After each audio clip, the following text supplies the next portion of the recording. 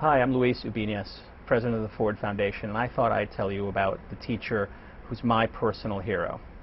This is an interesting story because it's a little bit of a mystery. I have a teacher who worked with me in 1973 when I was 10 years old in the South Bronx at a school that just wasn't working for me, and he intervened in my life in a way that I can tell you led directly to my having had the opportunities I've had, to my being president here at Ford.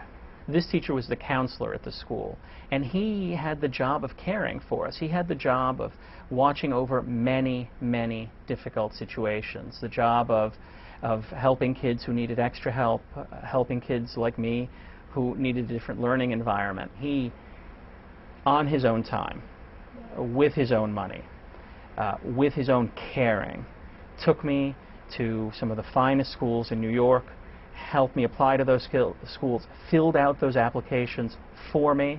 I'll never forget having him walk into my classroom and say, "Luis, I have to take you to an interview at a school in Manhattan." And remember, at the time, Manhattan is a far and distant place if you were in the South Bronx. And he took me, put me on the subway with him, walked me into that school, guided me through the interview, sat there almost as if he were a parent. That kind of intervention, the kind of intervention he made in my life, changes your vision of the world, changes the opportunities you imagine are available to you.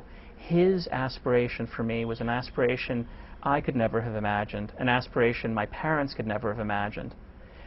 A world we didn't even know existed opened to me and to my family because he made himself available to give. One of the mysteries in all this, and one of the reasons I wanted to do this taping, is because, of course, after 35 years, I've lost this teacher.